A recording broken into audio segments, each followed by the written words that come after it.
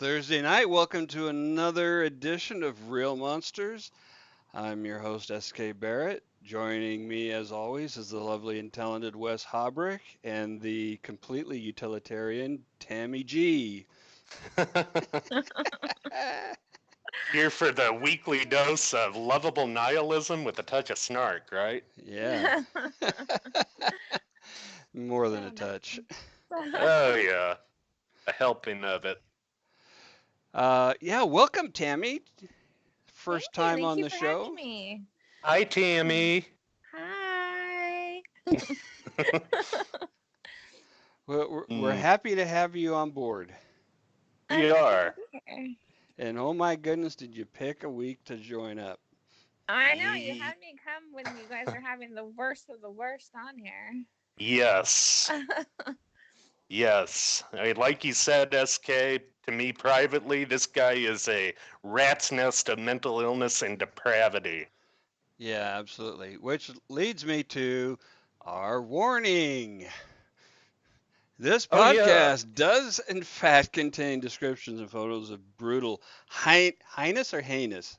Heinous, Heinous. Heinous. mm, vile acts of murder and sexual depravity. Listener discretion is advised. Yes, especially on this episode, too, as we briefly mentioned right there. Yeah, this is an especially nasty one. Yes, absolutely. Do we have anything in history? Yeah, I do have a little bit for that. This week in crime history. Dun, dun, dun. September 12th, 1990, the police chief who was the fifth victim of Eileen Warnos is found. I believe he solicited her as a call girl, if I'm not mistaken. Right. Oh. Yeah, Um, that's isn't that how she found almost all of her victims? yes, Yeah. and that's where it gets to the question of whether it was self-defense, too, with more than a few of them. Let's see. 9/13/2005, Kim Veer Gill kills a Canadian student, then himself. I believe he did that at the college, his college up there. He was a student from India, I think. Hmm. 9/14/1970, kidnappers mistook a woman for Rupert Murdoch's wife. They Uh-oh. get 40 years for that. So, Oh. whoops. Well, they should be pretty happy with that because it used to be death penalty almost automatically Oh, wow. Dang. for Man. kidnapping. 9/15/1928. Uh, witness tells the Los Angeles police of the grisly child killings of Gordon Northcott. He was Ooh. kind of an interesting one we should probably look at doing later. Yeah. Kind of a prolific killer out there in California farmlands. So, 9/16/1980, the Hillside Strangler, Ken Bianchi's semen plot fails. And for those who don't know what that was, he tried smuggling out some of his semen from the jail to a female groupie of his who was going to stage a murder and somehow exonerate him. Plant evidence. Yeah. And problem was she didn't know what the hell she was doing and fucked the whole thing up. So, yeah. Yeah, Um, choose your accomplices well. yep. Yep. 9/17/1945, the British treason trial of American-born William Joyce begins. This guy broadcasted incessantly from Germany during the war. Oh, the Tokyo Rose of Germany. Yes, yes, he's a supporter of the Third Reich and, yeah, Hitler. Um, 9/18/1975, Patty Hearst is arrested. I didn't even know she was still alive until I looked that up. So, Hmm. and a bit of the weird crime news. Yeah. 9/12 of this past week, loud sex gets an attempted murder charge to a 34-year-old woman at a Maryland hotel. um, Yeah. What? Apparently, she went after the guy in there and got a little out of control. And she is going through that now. So keep you updated on the Wow. case. Also, 9/12, the fugitive couple on the lam for 16 days is captured in Arizona. They ran from private security initially, transporting them on their charges. Also on the 12th, LA City Attorney Eric Letzman murder suicide at his home. He kills his entire family, but his 19-year-old daughter escaped. So, Wow. yeah. Let's see, the 13th, this past week, 104 arrested in Central Ohio sexting, human trafficking. It's good for them for catching them. On the 14th, the gamer who did the SWAT incident in Kansas and got the wrong man Oh, killed yeah. was sentenced. So that was all over $1.50 too. $1.50 bet on Call of Duty. Just horrible. The wrong man Wow. gets killed. I'm glad that swatting has decreased in popularity because, yeah, people do die from that. Yep, they do. Just horrible. I feel horrible for those cops too, man. There was a With time that. when the social justice warriors were big on swatting, but Yeah. thankfully they've turned away from that for now. Yep. Mm. God, let's hope they stay that way. Man. Oh, this one was kind of funny. Well, On guess the what? 4th, They can get their own ass in trouble for it, so that might be part of the deterrent. well, this is true. On the 14th, a solid gold toilet worth $1.25 million from the house that Winston Churchill grew up in was stolen from Well, an art exhibit in Great Britain. technically, it Hello. wasn't the house he grew up in. It was the house he was born in. Oh, okay. Yeah. Yeah, it was his aunt and uncle's house, Oh, and I've damn. been there. It was so weird. I guess they had the toilet out for some art exhibit, so it had to have been disconnected from its guts from the wall. Yeah, But it didn't. It's not part of the house. And the palace, Blenheim Palace, is partly open for tours and events, and partly a residence still. oh, really? Yeah, Oh, wow. Man. Let's see. Oh, a yeah, couple. there was no gold toilet. That would have been brought in for the exhibit, Yeah. They had to have melted that sucker down when they walked off with it. At least that's what I'd do if I took it. right? Like But you can't like go down to the pawn shop with this, 1,000-pound gold toilet. Hey, yeah, how much you give me for this?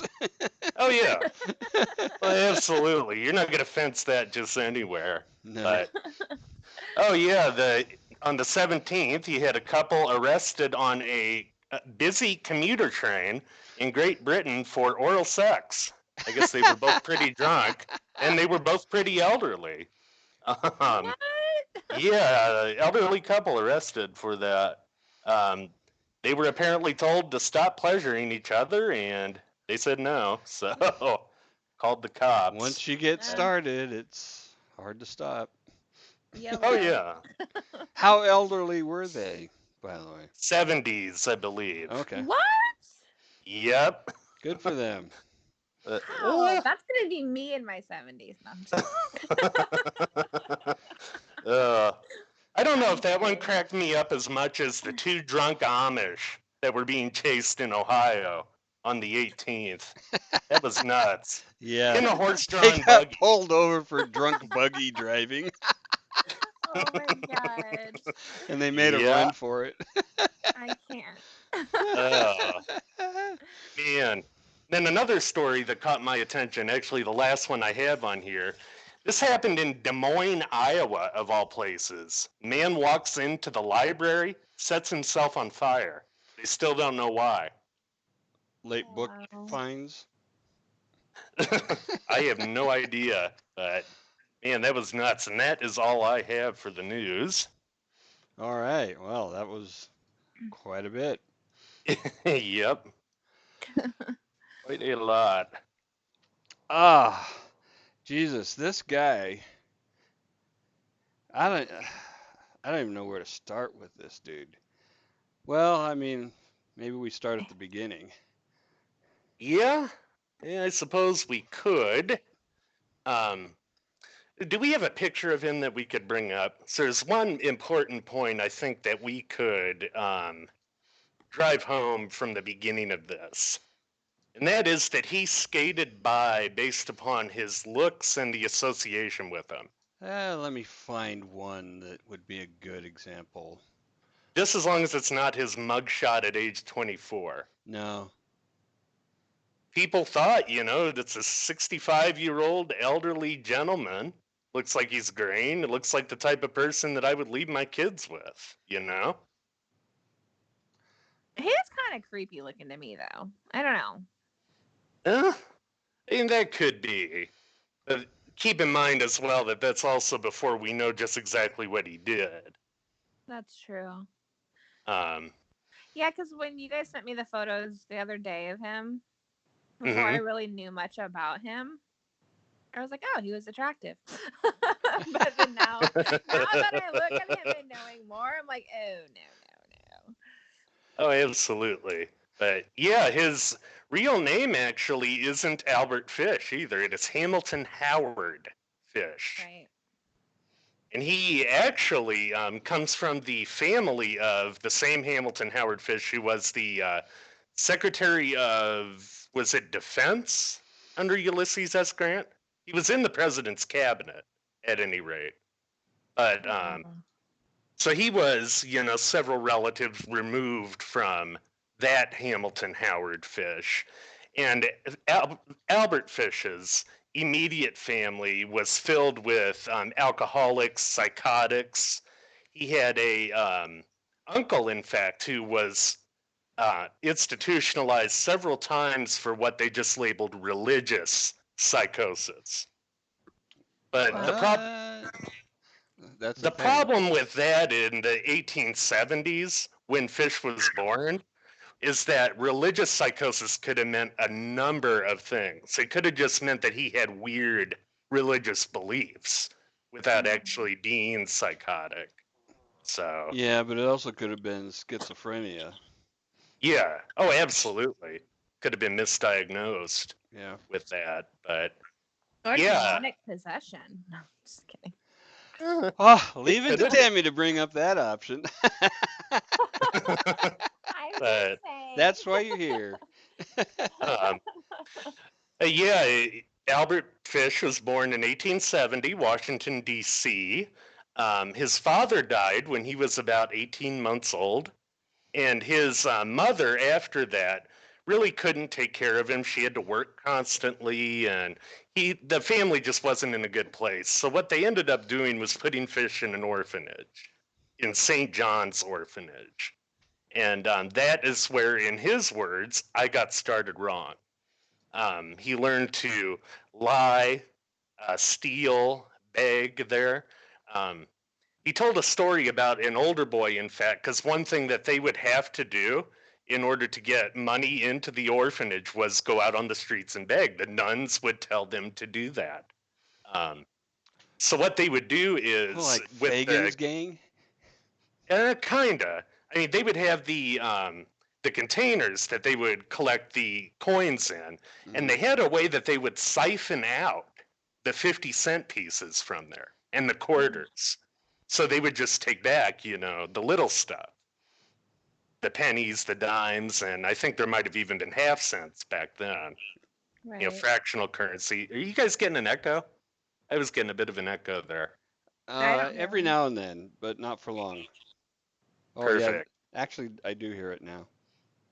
But yeah, probably the biggest thing in terms of his psychosis that would emerge later, the psychological picture of Albert Fish, which is something that I hope we'll put together by the end of this episode, were the beatings. He was beat unmercifully by the people at this orphanage. Yeah. And I don't know if you guys have a lot of Catholicism in your family trees or around you, but nuns back then could be known for being pretty brutal. Yeah, I don't have any. Although my ex-wife was raised Catholic, Roman I'm Oh, Catholic. Catholic, but I mean, I I never went through anything like that. So. I mean, I actually am too, Tammy, but we can. It's something else entirely. Half of my family prints the missal for the Catholic Church to pray together. So that's very entrenched in my family. And I remember hearing stories from my grandfather even about the nuns that taught him in school. And you know how they would take the yardsticks of rulers to the knuckles? They, they had another one, in fact, that they called her Sister Pecker. And what she would do is take her index finger, and when she was pissed at you, she was about 5'2". She'd come up next to you, reach to the top of your head, and just peck, peck, peck, peck, peck. Oh, So, man. yeah, Sister Pecker. But That's awesome. yeah, I mean, Fish was beat unmercifully there, and he also witnessed boys being beaten unmercifully there. And he related to a psychiatrist during his trial, which we'll get to, that was where he felt his first sexual feelings was during a beating. So, Oh, really? yes. So I Now, turned him why? on. How would that get wired up? You know, that's a good question. Because I would s- you know, I got a few lickings as a kid, you know, and it didn't make me anything but mad. Well, you know, that's how he associated it there. It's interesting. It would have had to have been early in his development because he left there when he was like 11. Yeah.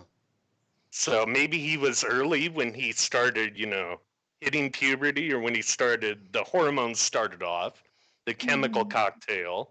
Um, but for whatever reason, he vividly remembers associating it like that. Mhm. And that's where, you know, he starts the masochism. Masochism was something that runs very deep with Albert Fish. And I think that we can argue, and I will attempt to argue, that a lot of the paraphilias we're going to be showing in this list descend from that masochism. And that also, by the way, is something that you never see in a serial killer. You never see a masochistic thread. Really? It's virtually unrecorded in the literature, aside from Albert Fish. Wow. And what? Explain what paraphilia is. A paraphilia is when you develop a Two philias. two philias, but you it's when you have to go to something that is way extreme or way abnormal to get off, to Okay. orgasm. So you know that could be anything from golden showers, urophilia, which is one that Albert also had, to you know, sadism, all out sadism, and erotophonophilia, which is lust murder, which you have to, you know, kill That we see somebody a to lot get of. off. Yes, virtually everybody we look at had erotophonophilia. So Okay. yeah, that's where it really started off with Fish, was at the orphanage. And it was from there, as he grew up, he made his way somehow to Brussels and back to Washington, D.C. and New York, where he was a prostitute for both men and women. And that gets into a few others that the doctors noted in the 30s. Anal, well, there we go, another echo.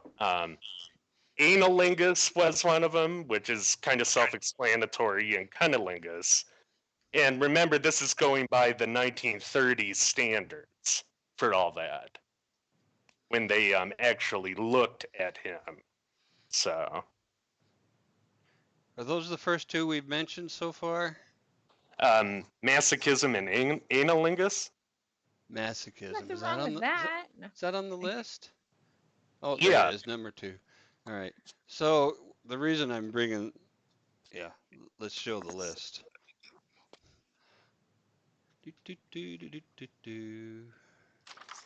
We are keeping a running list of all of the paraphilias from this one dude. Yes. And keep in mind, like I said, some of them are going by 1930s standards. Right. But now another one that he had that was really interesting, and this comes from the doctor's notes, where he was recording verbatim what Fish said. Yeah. This is from an entry called Phytophilia, speaking of flowers. In the section of Washington, D.C., where I lived when a boy, we had a large yard with flowers of all kinds. I always loved to see and smell them. Those I loved best were roses, hollyhocks, lilacs, sweet peas, honeysuckle. I often saw pictures in windows of male and female figures in a nude state, garlands of vines and flowers draped about their nakedness. I always had a strong desire to appear in public absolutely naked or decked out in flowers. I of course realized I could not appear in the streets in such a garb. However, I did so in my room at night. I would buy a few leaves or vines now and then a rose or lilac, strip naked and annoy myself in every possible way, stick stems of roses up my penis and behind. Then I would take a small looking glass in my hand, tilt mirror of dresser on a slant and view my naked body for hours. Then eat the petals of roses.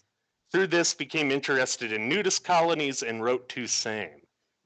And then there's a note down here. This is after where he said naked body for hours. Then I would come. Shortly after sticking in flowers, mostly in front, stem and penis. Hurt. Yes at first, but I seemed to want it. So What in the phytophilia. actual? I don't even have any words for that. Like, Yeah. You're gonna be having that reaction a lot more as we go through this, I think. oh my god. Phytophilia Rose is stems another are one not, that he had. rose stems are not exactly gentle, even without the No. thorns. He stuck them up his penis. Like, Yes, into his urethra. why? Because You know, he liked it. There's a sexual association with the flowers, I think you said. Yeah. I just don't understand that. What I don't get with that is there's a separate paraphilia that kind of ties into phytophilia. It's called dendrophilia. Literally, it's being sexually aroused by a tree. Fish didn't have that one, but Oh, it was we've just seen a stories tangent. about that one, Yes. especially among women. Oh, really? Yeah, I didn't know that was more common with them. I wonder why. because they're weird. I'm so confused. Oh, You better oh watch my. Yeah, you better Come watch on, I gotta get yourself. some kind of reaction out of you. Oh, we could pay Come for on. the other show. I'd pay $5 to see Tammy beat your ass, so I'm sure the rest of the audience would too.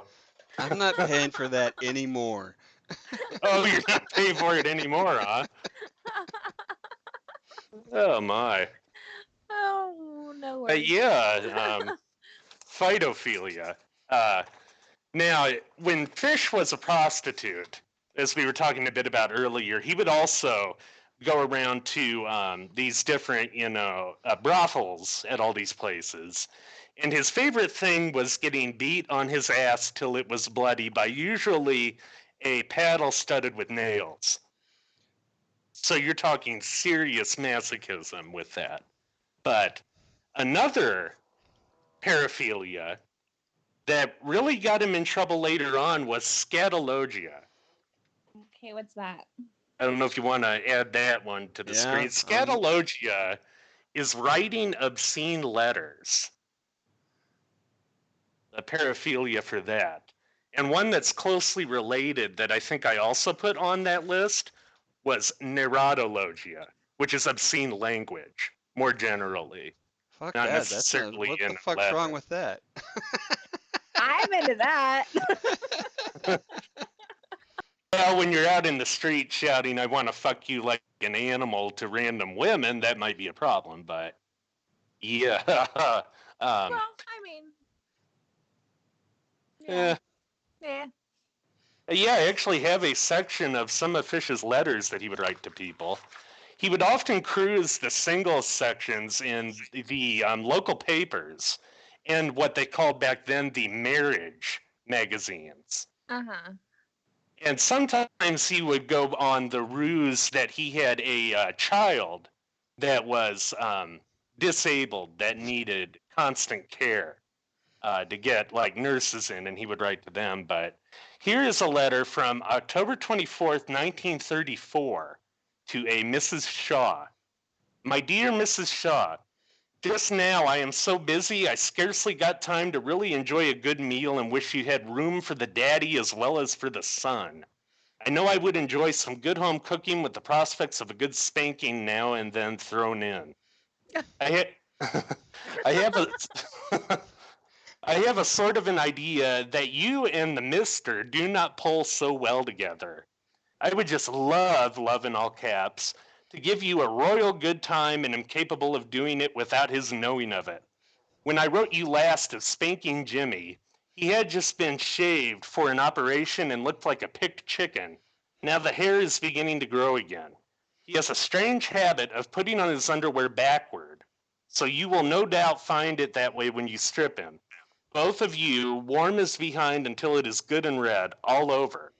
He will come down on the bus from Flushing and have a letter from me to you in his hand so you know him. Black coat, gray fedora. Have your daughter meet him once you have him in your home upstairs. I am sure both of you know what to do. How about Sunday, 2 to 4 p.m. for him? Have you a nice heavy paddle?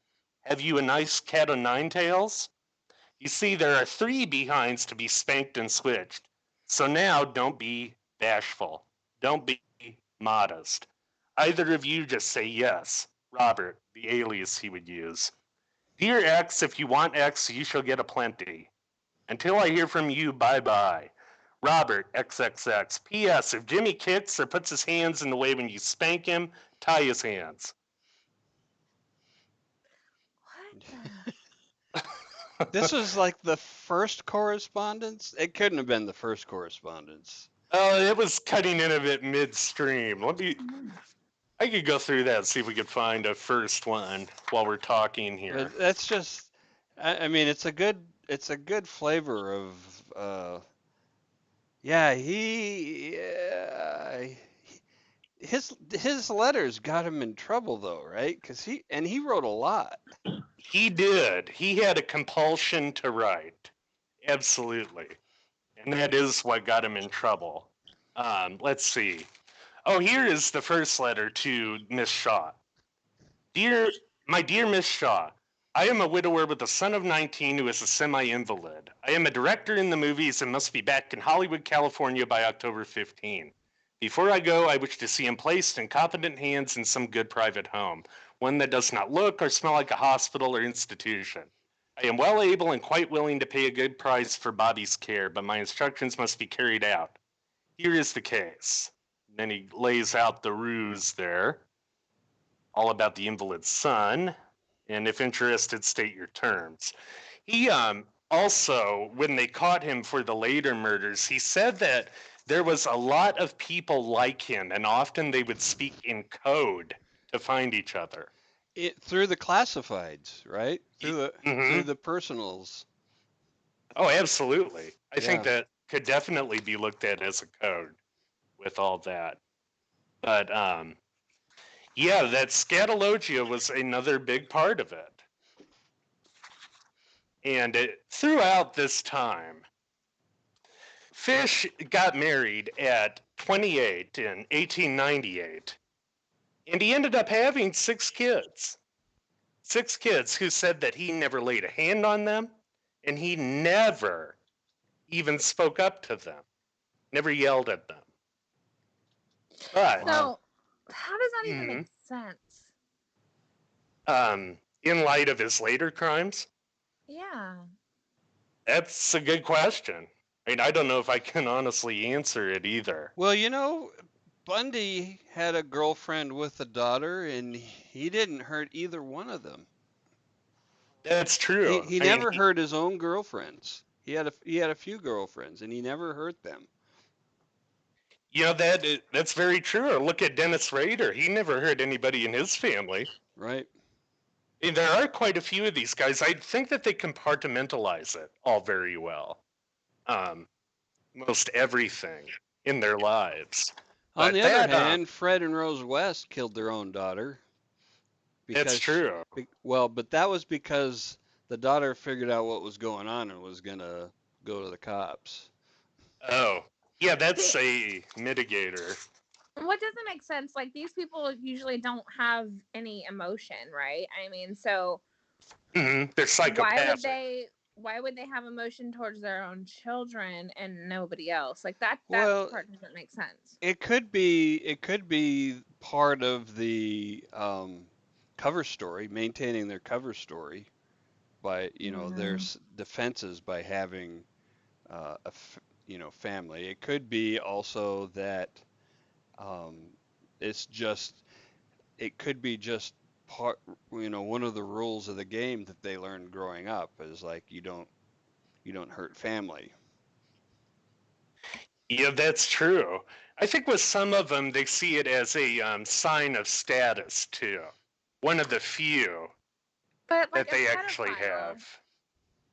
I mean, I don't know. Like, if you're a pedophile and you rape children and whatever, you have what? He had 6 kids? Yes. And I don't know. That just doesn't make sense to me. How do you separate it? Like, It's true. I mean, it's almost like the psychopathy is kind of compartmentalized too, is what Yeah. you're saying, I think. Yeah. I don't know. It's weird to me. But yeah, here's a bit more from his early days, and this is actually courtesy of the Westchester County Jail in New York. It has the totality of Fish's arrest record up until the actual murder when he was arrested in 1934. At 16, arrested in Washington for cashing a forged check for $35. 1903, at age 32, in Long Island. Manager of a grocery store, embezzlement, took proceeds of several days. 1 to 5 in the state prison, was in Sing Sing for 16 months. No mental tests at that time. 1922, age 52. False check for $67. A&P store cashed it, made restitution. Charge reduced to petty larceny. 1930, check for $300.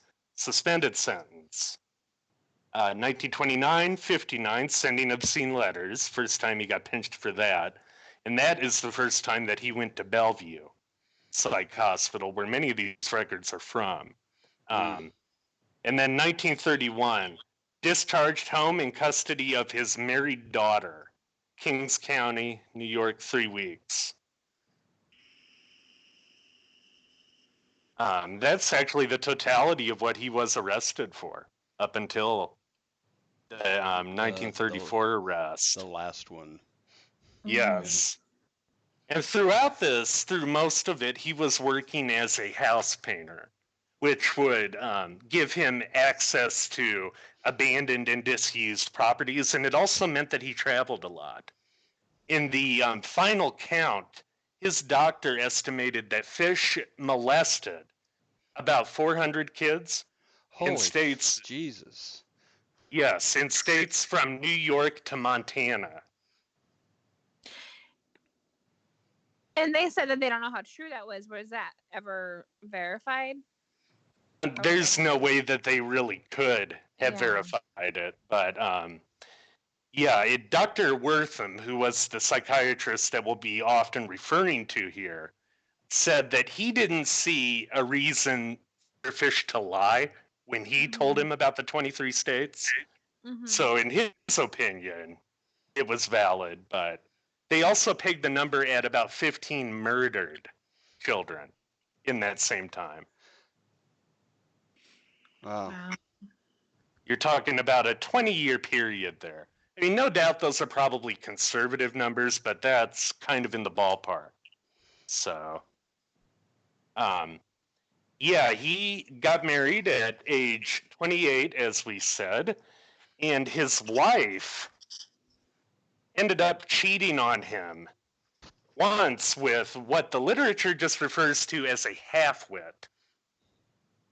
I don't know if he had a reputation for being an ignoramus or whether he was just slow or what, but the first time that happened, Fish threw her out of the house and said, go live with him.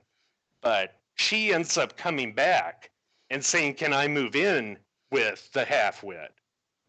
I mean, that takes a lot of gall. What? In my yeah, exactly. And he didn't kill her?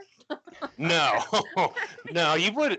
He didn't She kill was grown-ups. kinda- He didn't kill grown-ups, did he? No, not at all. And even after his trial for murder, his kids remember him as being more for the interests of the family than the mother, which one of them called self-dealing. Hmm. So that says a lot about that woman, I think.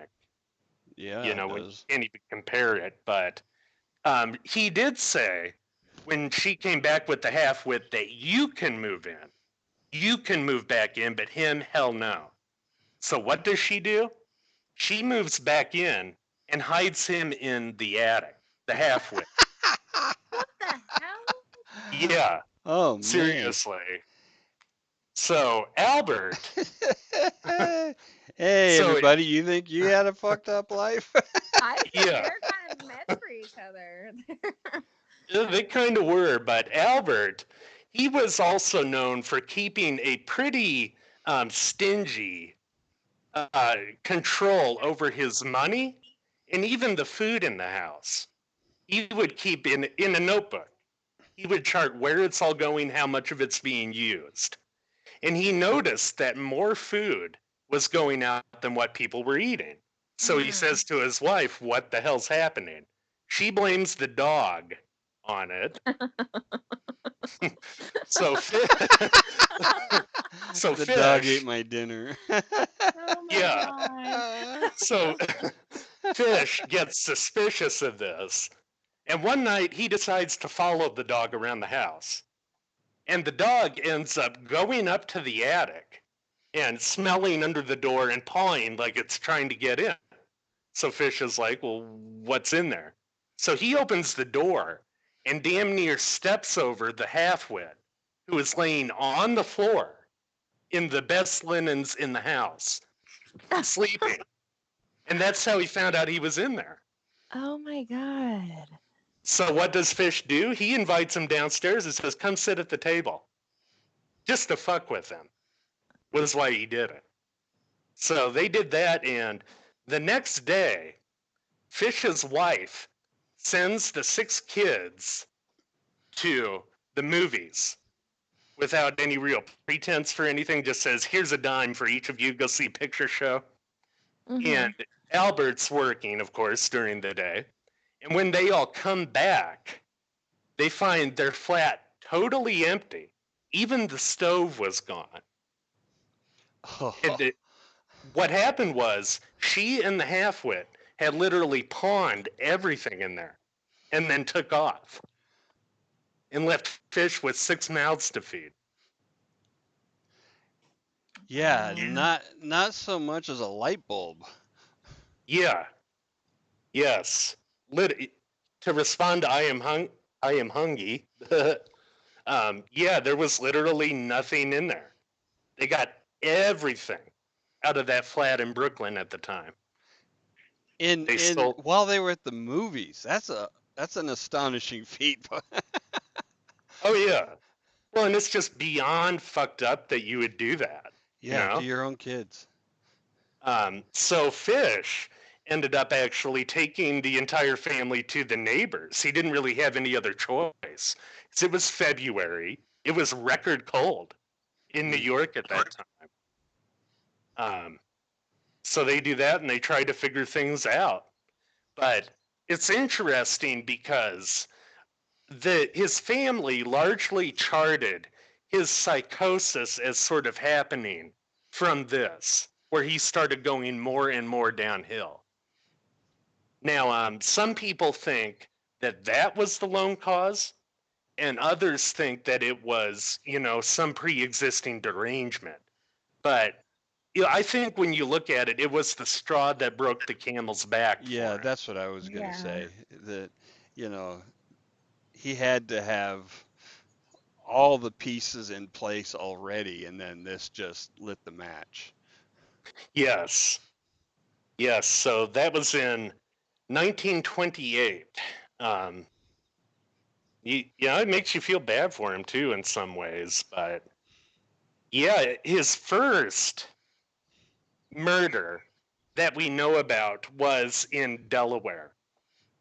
About I think it was 2 years before the 1928 occurrence when his wife left.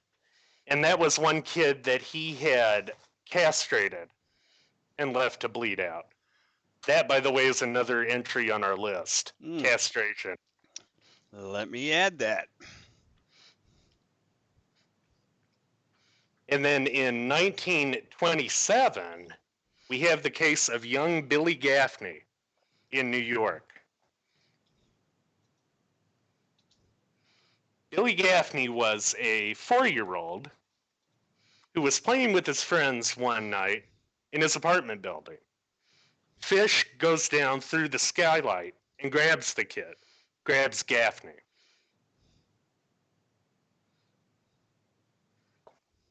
And the cops, for quite a while, were running into basically just dead ends with this case. But it is from this that we get the description of Fish as the boogeyman. They asked the kid that he was playing with who grabbed him, and he said the boogeyman. Which, by the way, I don't know if you know the answer to this, but why do some people spell that with one O? Any idea? Some people call it bogeyman too. It's kind of weird to me. Yeah, I don't know the differences there. I'm not totally sure, but yeah, with Billy Gaffney, he ended up taking him to a run out of the way spot where he locked him in a closet for several days, coming back periodically to beat him to, in Fish's words, tenderize the meat. Oh my God. Yeah, and for those of you keeping score at home, this was not a metaphor. Oh, not at all. And this, I don't know if you want to add anthropophagy to that list right now. That, dear listener, is the technical term for cannibalism. Anthropophagy. So I'm reading here, it looks like he attempted to kill and eat these children, but he had a lot of failed attempts at first. He did with quite a few of them, and I was just thumbing through here to get to those. He had told the cops with his confession, with a lot of those failed attempts, that he was targeting colored children and disabled children. Because in Fish's words, they wouldn't be missed. Yeah. Which is just, Yeah.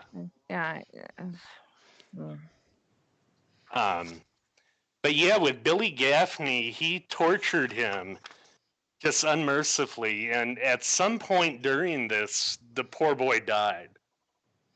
And he ended up, this is torture to the point of gouging out the kid's eyes, even. And the first thing Fish does after he's dead, he ends up taking his genitalia, Gaffney's genitalia, his buttocks, his ears, and his nose, and even his face, back home with him. He makes a stew with different herbs out of everything but the buttocks and the buttocks and the genitalia. And the buttocks and the genitalia he puts as a roast into the oven. Oh, what the? Yeah, it's Yeah, like the that. joy of cooking. I told you don't want to be eating during this episode. Yeah, and it took No. he ate that meat over the course of 4 days, Yes, and 4 days throughout there. he really liked it. And he would also make a practice of masturbating to thoughts of that at night, which This ties is into all that. sexual at the end of the day, right? I mean, this. Oh, all... absolutely. Yes. And with the second death, the death that he was actually charged with and went to the electric chair for, it also ties into his religious psychosis. But we will definitely get to that.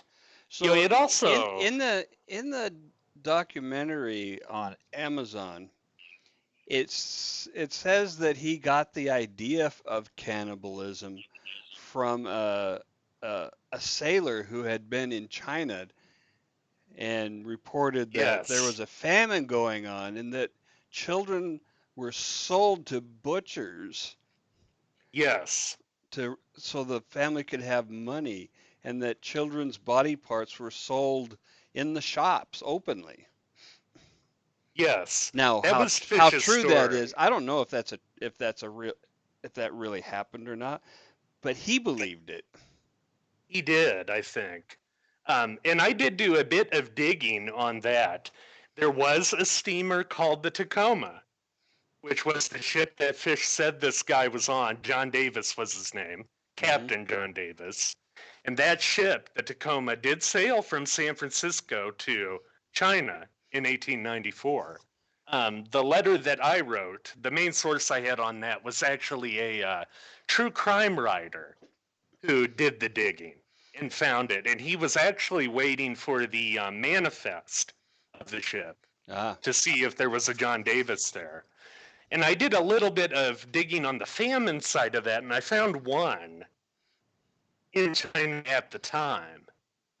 I'm not sure how severe it was.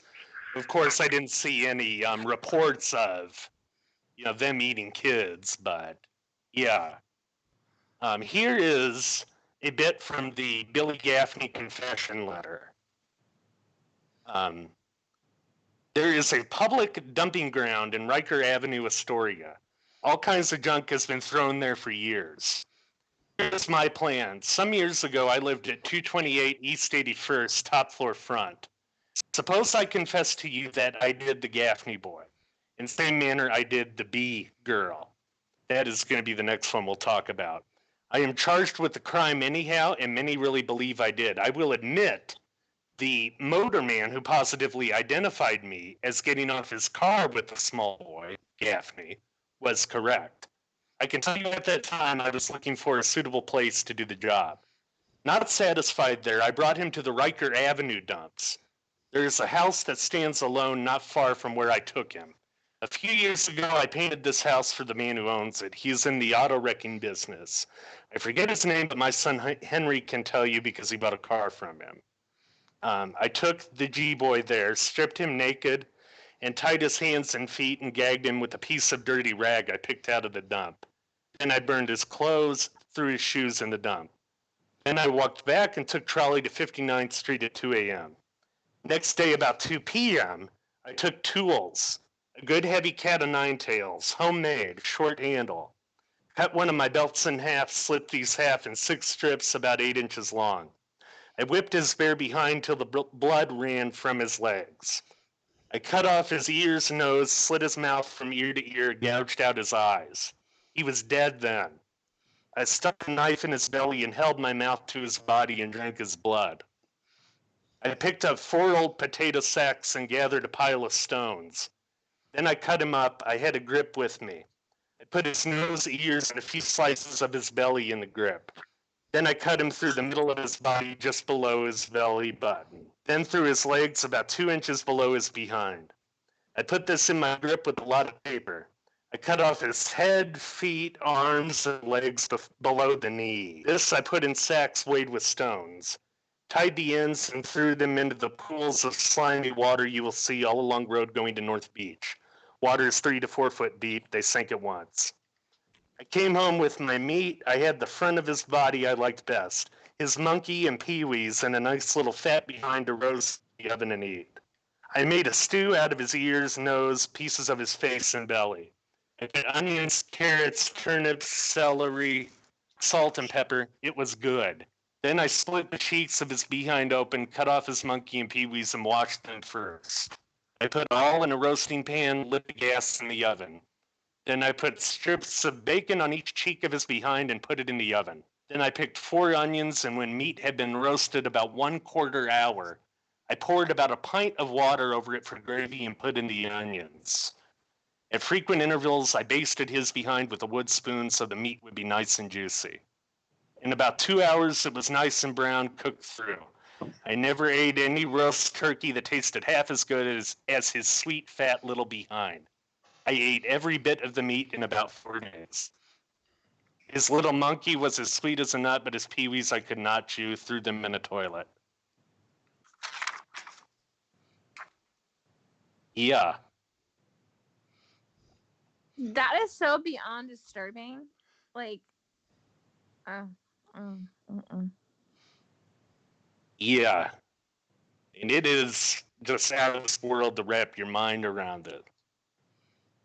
And as far as other people, Fish said there were lots of them, what he called men of passion. And he actually related that to a story from his childhood where apparently at the orphanage, a bunch of kids had a horse tied to a fence. They ended up putting kerosene on the tail of the horse and lit it on fire. And Fish's takeaway from that was, like the man of passion, you can run like that horse did, but the fire will always catch you. Whoa. Yep. Jesus. Yeah. This guy just leaves you speechless. I don't have any words, and that doesn't Yeah. happen very often. It'll happen with Albert Fish. Yeah, I mean, We're not even close to done with this fucker either. sick bastard. Yeah, in 1928 is when we get to his next victim, Grace Budd. Hey, I don't see on the list anything about vampirism. Oh, we didn't put that in? Hematophilia is the technical term Oh, for there that. it is. Okay. All right, we covered Yeah, that should be in after Gaffney, absolutely. Take another quick look at that list. I have it up too. We're up to 12 now. And another one I think you could put in there right now, pygophilia, which is an inordinate sexual attraction to the buttocks. Oh yeah, I was. Which you saw manifested with Gaffney in that confession. And you could also put hypererotism in there, the use of pet names. If you look at where he would call the genitalia the monkey.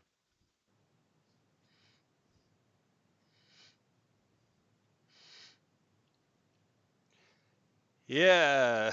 Anybody want to guess in the chat how long this list is going to get? Yeah, we'll see. You'll be wrong.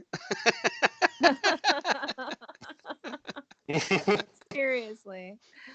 So, around this time, in about 1922, there was one weird thing that his kids actually noticed.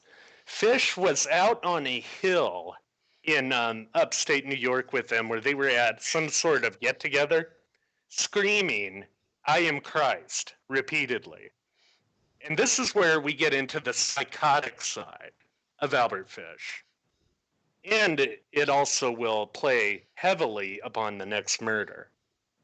He had both auditory hallucinations and visual hallucinations of particularly Christ and John the Apostle, St. John the Apostle.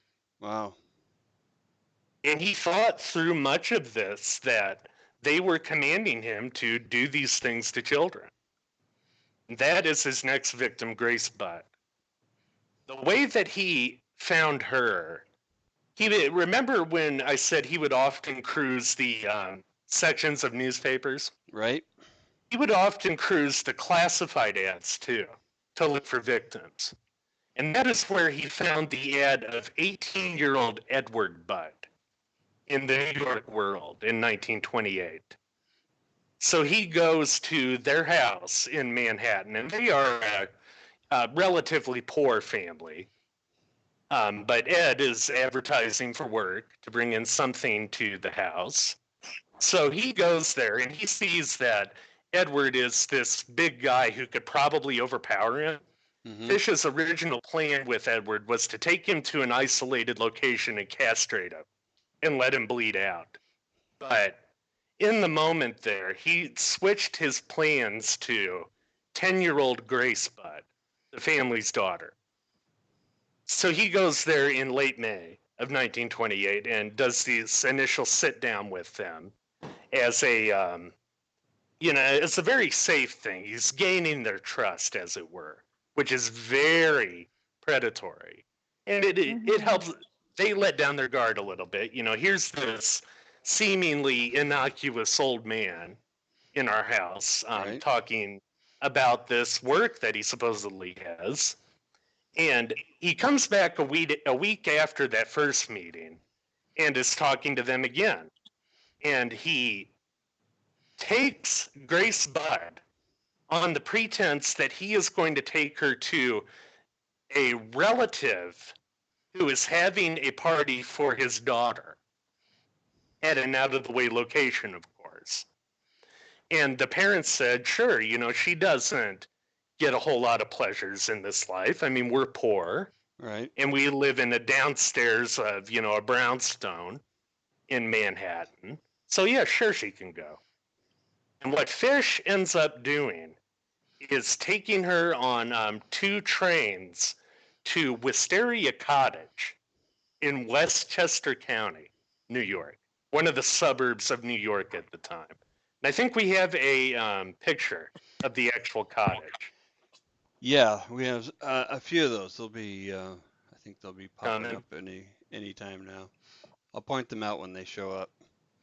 Oh, awesome. There's actually, there it is in the background. Yep. During the investigation. And so she is outside picking flowers, initially, wildflowers. And Fish says, I'm going to go inside, get some things ready. So he goes in and he goes to the second floor of the house into a bedroom, strips off all his clothes, and hides up there. And then he goes to the window and he whistles, Gracie, can you come up here? She does. And once she gets into the room, she sees he's naked. She screams for her mom. And Fish, in that period, he lets her go relatively easy, I thought. He strangles her without torturing her before she dies. But he later related to the shrink, to Dr. Wortham, that he had 2 involuntary ejaculations while he was strangling her, Jesus. which would fit perfectly in erotophonophilia, which I don't know why they didn't have that one on the initial list from Dr. Wortham. It's kind of weird because it was around at that time. But yeah, from there, he proceeds to dismember her and eat her. Take about half of her body back to his flat with him, and he leaves the other half there and comes back for it, basically. But what really sort of topped all this off was Fish's scandalogia kicked in again. And he decides to... Oh, yeah. He does something that's just unbelievable. He writes a letter to the parents. Yes. And he tells them what he did in detail. What in the actual... Oh, did you read the letter, Tammy? I'm not Huh. sure we do. It's astonishing. Um, I have it right here. I think we have too much to cover to read it in the whole letter. But if there's a few couple of passages you want to read in, just as a taste, that's fine. This is, this is actually relatively short when you compare it to the confession. My dear Mrs. Budd, on Sunday, June the 3rd, 1928, I called on you. Brought you pot cheese and strawberries. We had lunch. Grace sat in my lap and kissed me. I made up my mind to eat her. On the pretense of taking her to a party, you said yes, she could go. I took her to an empty house in Westchester I had already picked out. When we got there, I told her to remain outside. She picked wildflowers. I went upstairs and stripped all my clothes off. I knew if I did not, I would get her blood on them. When all was ready, I went to the window and called her. Then I hid in a closet until she was in the room. When she saw me all naked, she began to cry and tried to run down the stairs. I grabbed her and she said she would tell her mama. First, I stripped her naked. How she did kick, bite, and scratch. I choked her to death and then cut her in small pieces so I could take my meat to my rooms, cook and eat it. How sweet and tender her little ass was roasted in the oven. It took me 9 days to eat her entire body.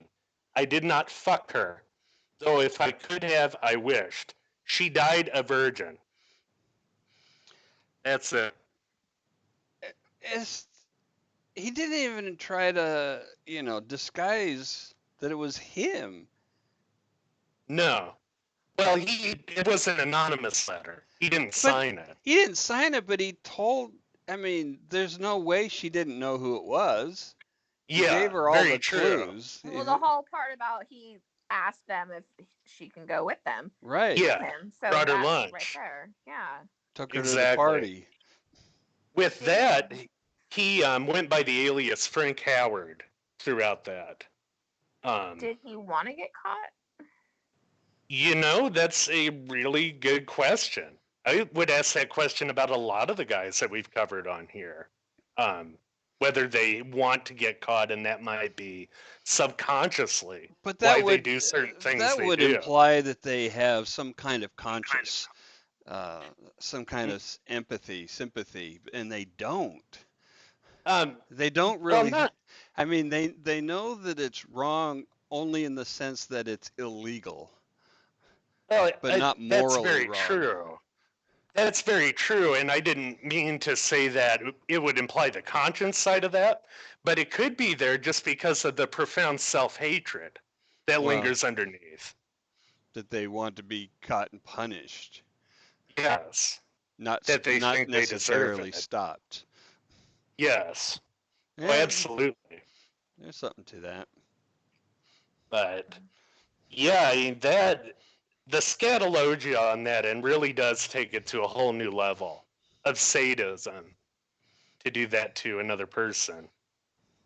And throughout this, when they were on the trains, Fish would carry with him what he called his bundle. And what that was a saw, a meat cleaver, and a butcher's knife. And he had actually left it on one of the trains as they were making their way to Wisteria Cottage. And Grace, not knowing what it was, looked at him and said, "Mister, you left your bundle back there," and went back and retrieved it for him. So, Wow. there was a lot of media hysteria with the Grace Budd case as well, because this was only about a year off of the kidnapping of the Lindbergh baby. Oh, that's good context. And 1927. for those of you who don't remember,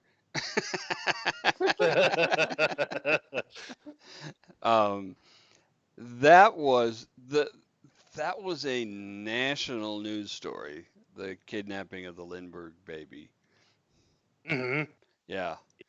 And it really was, and they never solved that, did they? No, I don't think they did. And keep in mind with this, Fish doesn't go down for the Budd slaying until 1934. So about 6 years. Wow. This is percolating. in New York. even though he wrote this well, he didn't use his real name, but you'd think that people could, I don't know, the police could investigate a little bit. Well, and they ended up doing that, but it also shows how organized he was. For being as psychotic as Fish was, it's truly astounding how organized he was when he killed. And he was very, very, very organized. Yeah. But yeah, it was around 1934 that the case went to the desk of Detective William King of the NYPD. And we actually have his picture with Edward Fish in one of those. When it comes up, I'll point it out. Oh, yeah, yeah. I know the one you mean. And the way that he caught him was by matching up the letterhead on the letter that Fish had tried to conceal. I guess he just but not scratched it very out. well. No. Wow. He kind of just scribbled it out a little bit, and not even fully. Yeah. Basically, that's all he did. It was this letterhead from a boarding house he was at. And King, to his credit, actually surveilled that place personally until he caught Fish. So, you know, without that guy, he might not have been caught at all. It's pretty astounding too. Wow. But so they get him in prison, right? Yeah. And he is sitting in there and he's complaining to the docs in I don't know if it was Rikers at this time or Sing Sing. He was executed in Sing Sing, but he might have been at Rikers before that. At any rate, he's complaining to the docs about just how painful it is when he sits down. Oh. And, Yeah. and this gets to another fetish, another paraphilia of Fish's, which is infibulation or pikerism. And I listed both of them on the list because infibulation actually has another meaning, and Fish also practiced the other meaning of it, oddly. But so they take him. What was the second one? The second one was pikerism. I believe I put it in as self-pikerism. Fish tells the doctors when they ask him about this trouble he's having sitting that, oh yeah, I would take sewing needles and stick it into myself, and with several of them, they went in so far that I couldn't pull them out. The doctors didn't believe him until they took an x-ray. They find 29 needles inside the man's scrotum, his abdomen, his groin. And some of them were very close to vital areas that would have killed him. Yeah. Especially being close to his descending colon, which if it nicked that, he would have died of sepsis if he didn't bleed out. My God. Which is Here's ungodly the painful X-ray. right there. Yes. And we actually do have that x-ray. 29 frickin' sewing needles. All over himself. But he found the ones in his scrotum uncomfortable. What the hell? Well, you know, he Yes, and he actually pointed out in his confessions and his chats with Dr. Wortham that that's one problem with being a masochist. You have to It hurts? continually invent new ways to up the pain. You know, you get conditioned. You get tough, as Fish said. Yeah. So you have to keep inventing new ways to torture yourself. Yeah. But what else is interesting about the needles here? He was told in one of his visions by Christ that sticking these needles inside himself would purge him of sin. Yeah, okay. Hey, keep in mind, we're talking about a man that's who well ate known. 2 children. You know, that's another thing. I mean, he went to church every single week, man. He ate 2 children, and he went to church every week. Well, you see, that's kind of interesting because, you know, with his psychosis, it was internally consistent for him to do that. Yes. Oh, absolutely. It definitely was. Where he thought, I mean, he also thought at various times that he was Abraham. And he used the rationality that if what I did was wrong, God would have stopped me. Yeah, yeah. I Yeah, think I've that's heard it. that others say that too. Didn't Kemper say that at some Oh, point? Kemper, really? I would think that would be kind of beyond him, that he Maybe it wouldn't wasn't him. rationalize Maybe like it was that. somebody else. I don't know. But But yeah, I mean, I'm pretty sure somebody else that we've covered said this kind of the same thing. I wonder if it wasn't BTK. That wouldn't surprise me with Raider. But, Yeah, maybe it was. and that gets it. Did we add hierophilia to the list yet? Let's What check. was it? Hierophilia, Hiero. No, I don't see that one on there. Oh, no, I don't see that on there. Nope, it's not on Get the it? list. We can add that one right now. He compared eating Grace Bud to Holy Communion quite often. And what hierophilia is a sexual attraction to religious objects or religious ceremonies and religious people. And I think that it factors very much into Fish's psychosis to why he did this. That sex and religion are so intimately intertwined with him that he can't separate it. Yeah. So it becomes, in essence, a rationalizing of it all. So, was he molested? He probably was. In the I don't know. orphanage, probably. Yes. Yeah, there's no from what I know, there's no concrete mention of it, but it wouldn't be a stretch at all to say that he was, I think. Well, I mean, he made a sexual connection between, with the beatings. So something was going on. Oh, absolutely. Yeah. Definitely.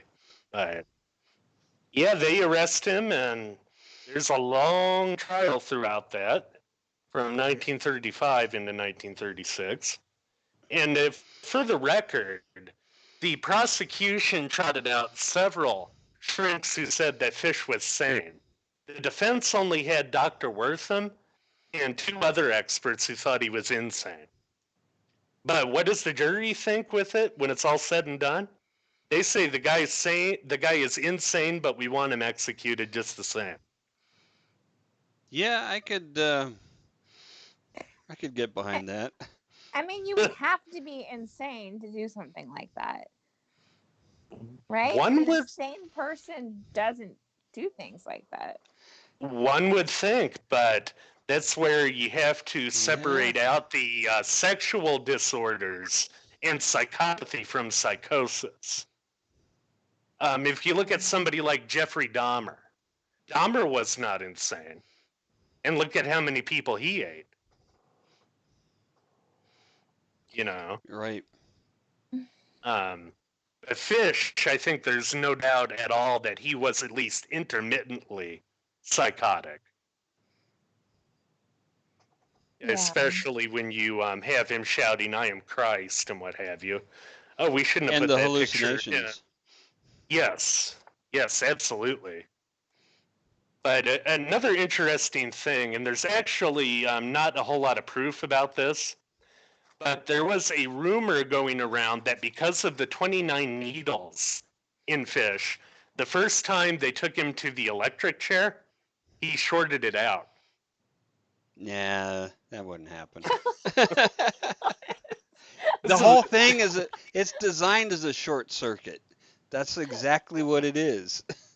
Well, and that's basically what the executioner said with that. That nope, he didn't short it out. He died just like all the others. They might have melted, but they would not short it out because that is exactly what it's designed to be, is a very large short circuit. Interesting. I never knew exactly how it worked, but yeah, he was happy. He was go lucky when they finally did take him there.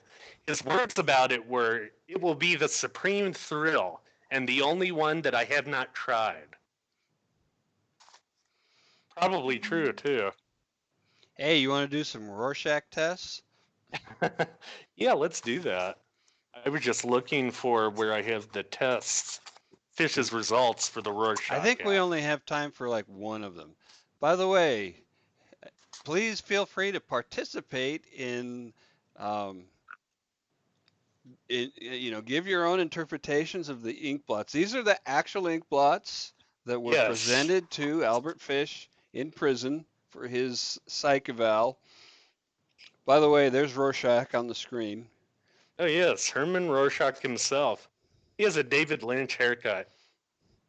Yeah. I don't see that. I only see the list though. Oh, refresh. Yeah. Refresh it and it'll should come up. I have that problem once in a while too, Tammy. See, I'm getting. Hold on. What's going on?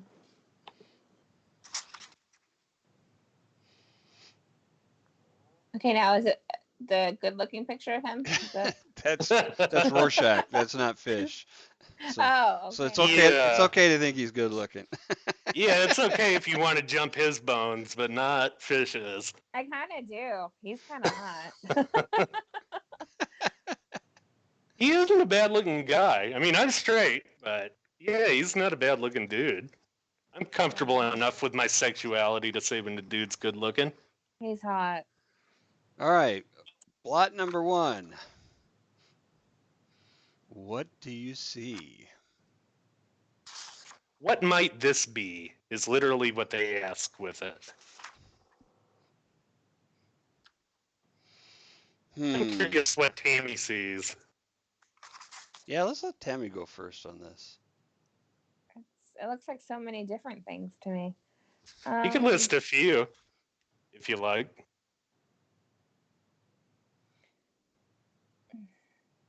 I don't even know. I mean, it looks like an insect of some sort.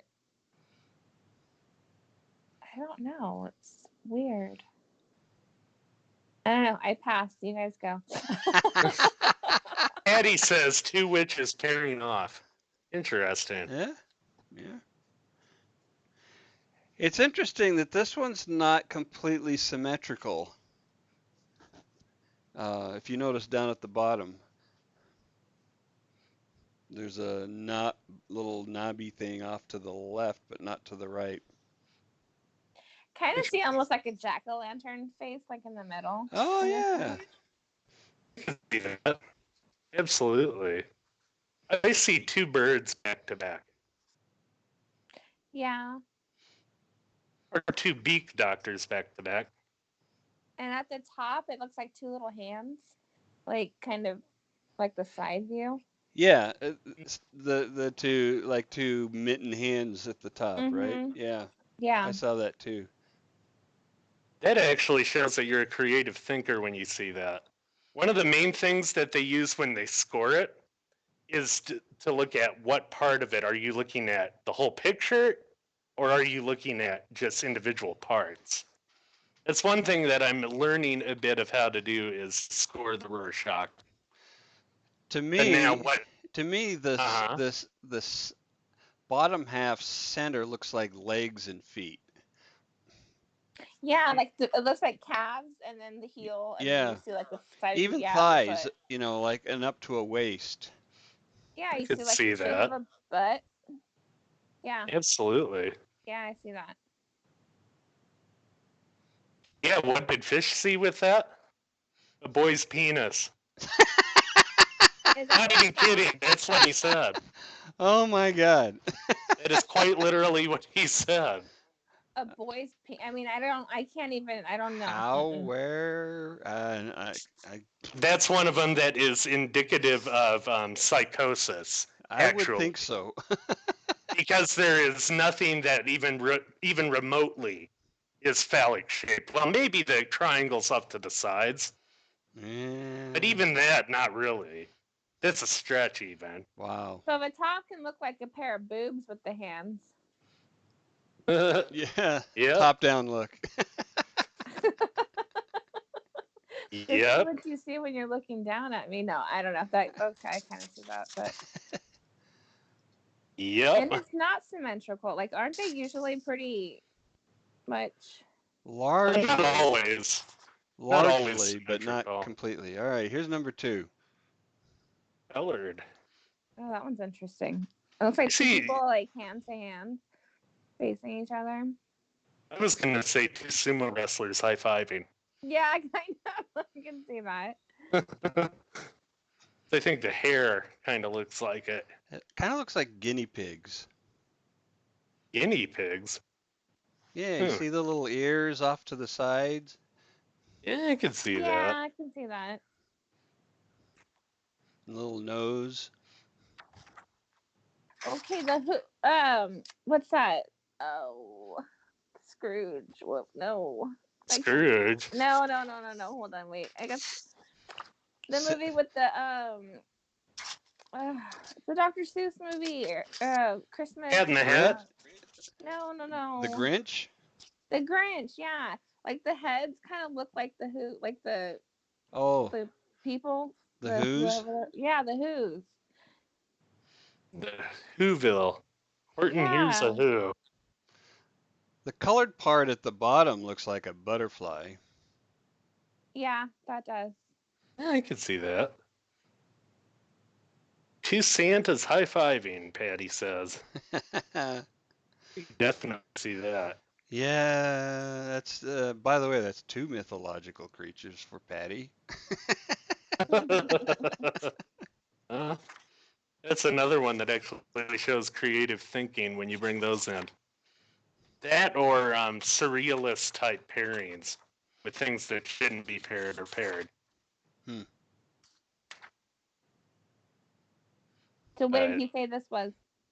Fish? Yeah. Fish saw, again, boy's penis and testicles. That's all This they is have so on the much like that brain. joke in What About Bob? You're going to have to refresh me on what that was. So this is the scene where Richard Dreyfuss tries to get Bob committed to a mental hospital, and then he gets called back, and he finds him in the cafeteria telling jokes to the staff. And the joke, Yeah. one of the jokes he tells is it's about a Rorschach test, and this guy is being shown card after card, and he keeps saying naked woman, naked woman, naked woman, naked woman, and the doctor goes, "You have a really, obsession with naked woman," and the guy goes, "You're the one showing me the dirty pictures." Yeah, this is true. Now, all of the ones that he was shown, did he always see boy's penis? Or did he see other things? I didn't think so, but I lost my page. I was just trying to re-find it. If we can keep talking, I can answer that when we get it back. Okay, that looks like a moth. It does. Silence of the Lambs. Because then I see like little. The tick. The Damn it, head where's looks the like the page? tick, Yeah. and the The skinny tick. legs. And like the bottom looks like a beak. Kind of. That's open.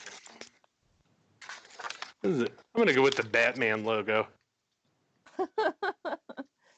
Yeah, it's a bat. Yeah, that could be a bat too. Man, where the hell was that page? I didn't look up the number. Man.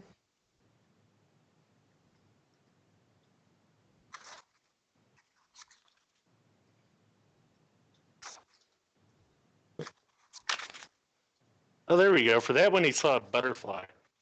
Okay. So, no, I don't think he was just trolling Mr. Deadman.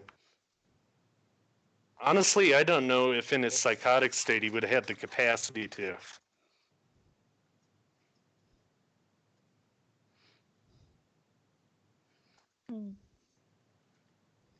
Definitely deranged.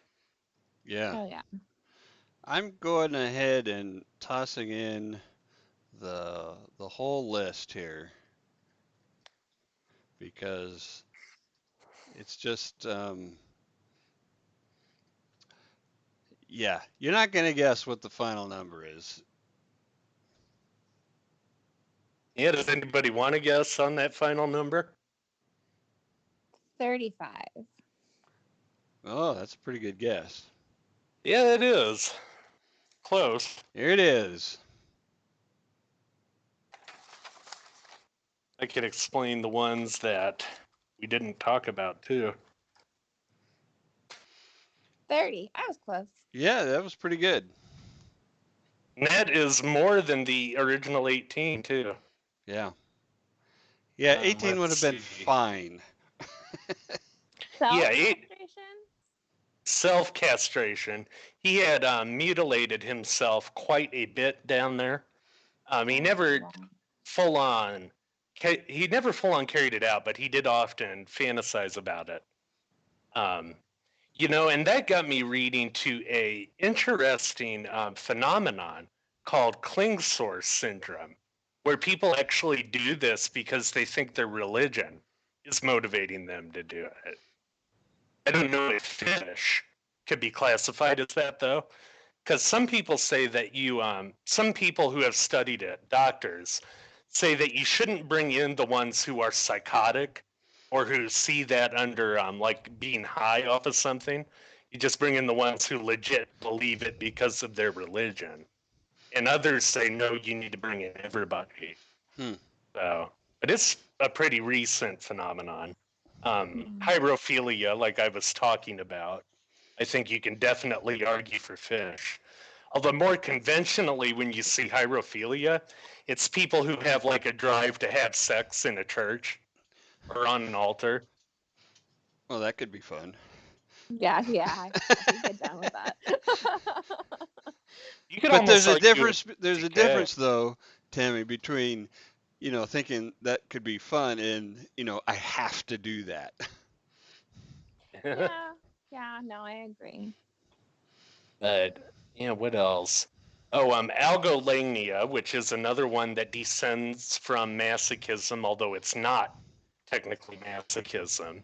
It refers more to just the straight up pain at specific sexual receptor sites like your tongue, ears, neck, genitalia.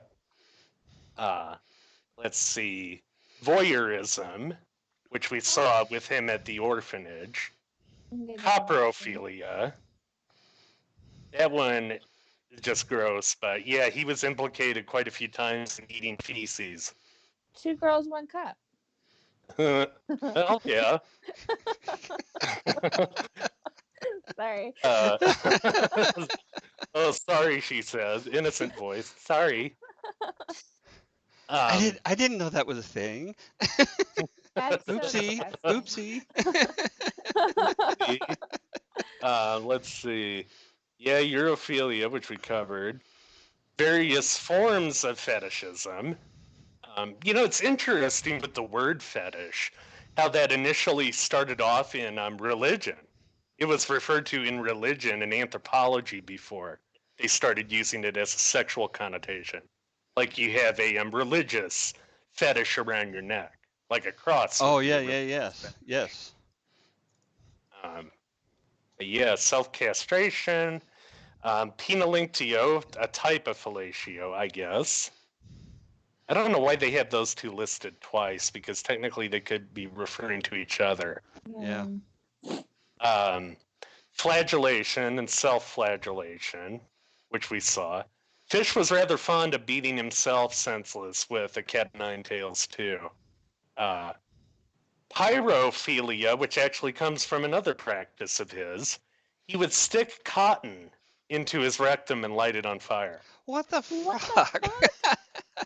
Yeah. Jesus Christ.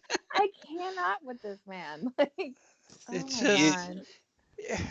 How would you even think? Where do you come up with this shit, though? That's I mean, yeah. I was trying to find those words. Thank you, Tammy. Words. I couldn't even come I'll up with the take words some of. cotton balls, shove them up my ass, and light them on fire. That sounds like a good time. I mean, like, I don't understand. Yeah. Hey, it says WTF. Yeah, I'm sure a lot of people were thinking that during this episode, myself included.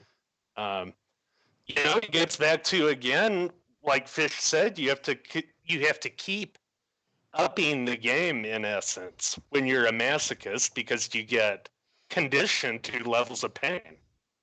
So how often did he have sex with the bodies that he? Because I mean, I know he used them to eat. So I see necrophilia on there. How often did he do that? Necrophilia was for a few of the murders that he admitted to Dr. Wortham, but that he wasn't charged with. That wasn't very often with him, but he did do it. But yeah, it's interesting you say that too, because he took great pains to say, I did not rape Grace Budd. Yeah. Which I found interesting. Mm-hmm. And it also is kind of telling how he didn't torture her either, the way that he would others. It's almost like he sublimated most of his sexual sadism toward men and boys. Mm-hmm. Yeah. And it's like when he was almost caught in St. Louis, he had several run-ins with the law across the country where he was almost caught, but they didn't drag him in. Him and this teenage boy were in a hotel room for about 4 weeks doing this, gross masochism and sadism to each other. And all this ended with Fish getting the boy erect at the end and cutting off a part of him. Whoa. Not full on castration, but half castration. And Fish said what happened was he looked at the boy and the look on his face was just something that he couldn't handle, that Fish could not handle. So what's he do? He leaves him a $10 bill and blows town. And took half of his penis. Yeah, basically. Oh my God. Wow. And on that note, we're out of time. Wow. That went fast. This guy, this guy could be a two-parter. He's just got that much going on to him. I got plenty more material. We could do another one on him. If we feel like revisiting this asshole, in the future, we might want to do that because he is one of a kind that we know. Yeah, in all the wrong ways, man. Yeah. Ugh. Yep. All right, everybody. Thanks for tuning in and hanging with this sicko. And like the stream, share the links, pass this show around to all your friends and enemies. And remember, by studying the dark, we can better appreciate the light in our lives. Yeah. Absolutely true. Yeah. Yep. All right. Thanks, everybody. Good night, one and all. Good night.